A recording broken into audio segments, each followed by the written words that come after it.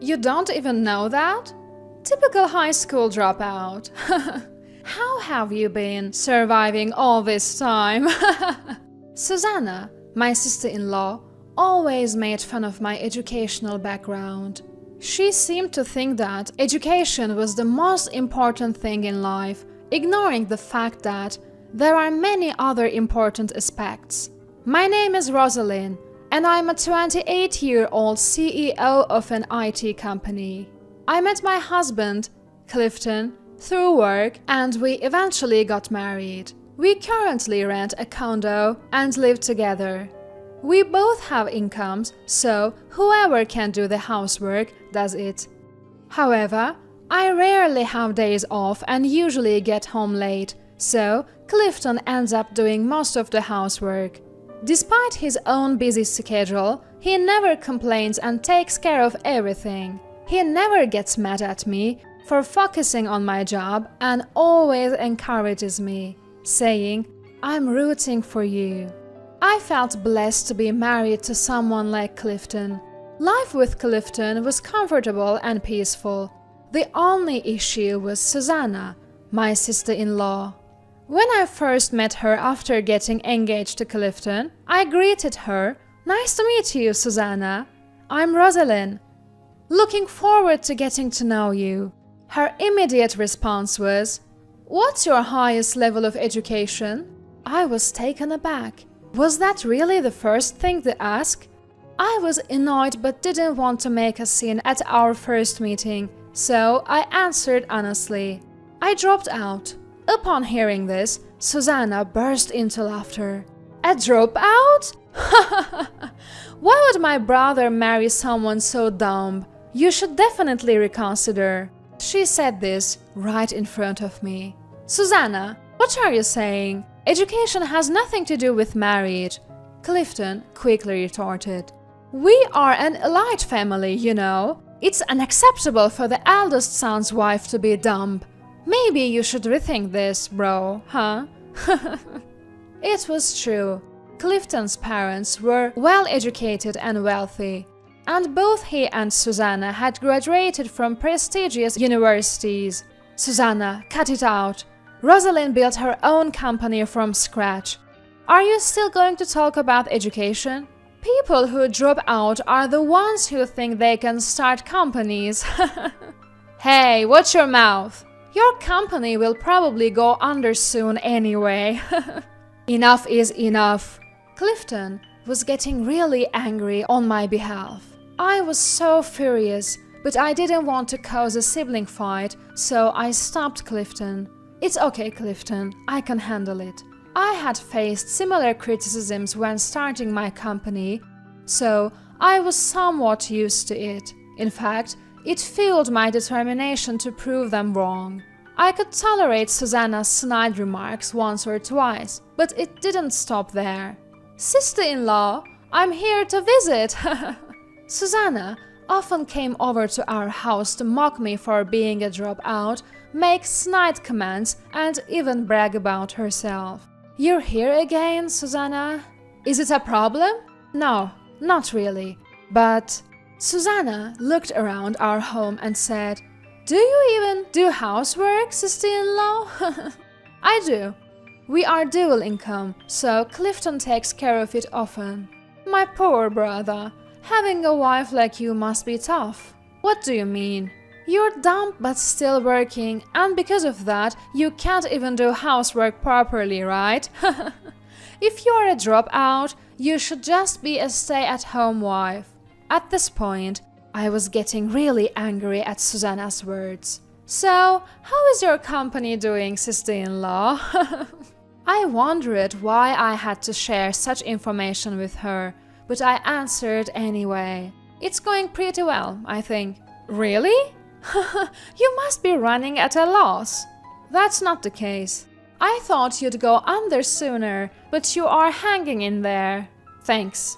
And it's surprising that employees are willing to work under a dropout CEO. I would never. I couldn't take it anymore, so I decided to change the subject. Aren't you planning to get a job, Susanna? She had graduated last year but still hadn't found a job. I don't need to worry. Unlike you, I graduated from a prestigious university. I'm taking my time to find a good company. Oh, I see. All my friends are working at big companies. My university is really something. And there she went, bragging about herself again. A lot of people from my university get jobs at big companies, and many became CEOs. Susanna kept making snide remarks and bragging every time she visited. It was more bearable when Clifton was around to defend me, but it was really tough when I was alone. I didn't know what she might say to my in-laws, so all I could do was endure it. As much as I could turn frustration into motivation, I was getting tired of Susanna's relentless jabs. Then, one day, she suddenly announced she was getting married.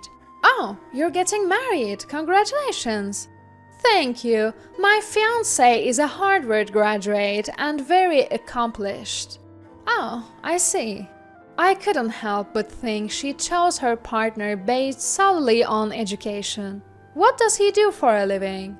He is in IT and he works for a pretty good company. I see. It's not a big corporation, but it's a rapidly growing company that's quite famous around here. Ah, okay. And they have a very competent female CEO. Nothing like you, the Dropout CEO. None of your business. Do your best to keep your company from going under. She was even more obnoxious than usual, perhaps because she was excited about her upcoming marriage. "Oh, and please don't come to the wedding." "Why not?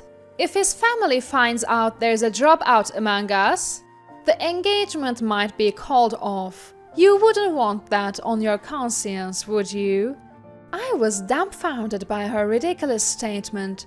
Why would your engagement be called off just because I'm a dropout? That's absurd. I don't know. I just want to eliminate any risk factors, so please don't come. Fine. On the day of the wedding, I was actually considering not going since Susanna told me not to. But Clifton was angry, saying, "She's family. It would be weird not to go. What is she thinking?" So I decided to attend Susanna's wedding. However, when I arrived at the venue, she rushed over to me, saying, "Why are you here, sister-in-law? You weren't invited. Please leave immediately." Susanna ran up to me and tried to kick me out. "We don't even have a seat for you. It would be inconvenient if you stayed." "Enough, Susanna, stop it!" As Clifton was about to get angry, the groom's parents came from behind and said, "Oh, you're here, CEO." They bowed their heads to me. "We're always grateful for how you take care of our son." Both of them bowed to me. No, the pleasure is mine. Congratulations on this occasion." Susanna looked stunned at the exchange between me and the groom's parents. "Wait, what's going on? Do you know each other?" I had no choice but to explain. "Your husband, Victor, works for me." "What do you mean?" Whether she didn't want to believe it or was just too shocked to understand, Susanna seemed clueless. "So, I'm the CEO of the company where Victor works." "The competent female CEO you were talking about? That's me." "What? No way!" Finally, grasping the situation, Susanna was visibly flustered. "That's a lie! There's no way!" "It's not a lie. Victor told me about the engagement recently. It's a small world." "I don't believe you." Susanna didn't want to accept this fact and stubbornly refused to believe it. Just then, Victor arrived. "What's going on?" He seemed to have rushed over, sensing some sort of commotion. "Nothing, it's fine." I decided to brush it off, not wanting to make a scene. "Anyway, thank you for coming, boss." Victor bowed deeply to me. "Of course, I am happy to attend your wedding, Victor." That's it. Hearing Victor call me boss, Susanna finally seemed to believe it. She was at a loss for words. "Your seat is prepared over there, boss." "Thank you." It turned out Victor had prepared a seat for me, even though Susanna hadn't. I wasn't invited by you, but I was by Victor. For the rest of the wedding, Susanna's face was tense. She even tripped while walking down the aisle, making for an awkward scene. Victor was also upset with her, saying, "What's gotten into you today?" I couldn't help but laugh at Susanna's sudden change in attitude. "I'm sorry for the terrible things I've said before, but I've always thought you were amazing, sister-in-law." I could only respond with a wry smile. "Is that so? You are a CEO while balancing work and home life. That's incredible." "Ah, thank you. You've built a successful company despite being a dropout." I was slightly irritated, expecting her to bring up education again. "Being a dropout has nothing to do with it." When I responded a bit strongly, Susanna immediately apologized. "Oh, sorry, you're right, it doesn't matter." Maybe she was worried about upsetting me and jeopardizing her husband's job. She started trying to win me over. "There are many things more important than education." "Exactly, you can always study. Being a dropout doesn't mean you can't be a CEO." "You're so right, I admire you." "Ah, sure." It felt strange to hear such words from Susanna. I had to laugh a few times, but it was better than being belittled or hearing snide remarks. After that, Susanna was planning to start her own business instead of getting a job. She was flattering me on the surface, but she must have been frustrated deep down. Since my sister-in-law, a dropout, could do it, there is no reason I can't. Susanna probably thought that way. But she gave up on her business venture within a few months. "So, you tried starting a business? How'd it go?" I deliberately asked Susanna after hearing from Clifton that she had given up. "Not so well." "Oh, really?" I realized once again how amazing you are. "Good to hear." Susanna was smiling and talking cheerfully, but her expression was tense. She must have been quite frustrated. She then tried to find a regular job, but had no luck. Then she said she wanted to join my company. "You want to work at my company?" "Yes, please." She probably thought she'd get hired easily through connections. "I've always wanted to work here." She even told such an obvious lie. "Weren't you the one who said you didn't want to work under a dropout CEO?" When I said that, she tried to dodge. "Did I say that? Must have been my imagination."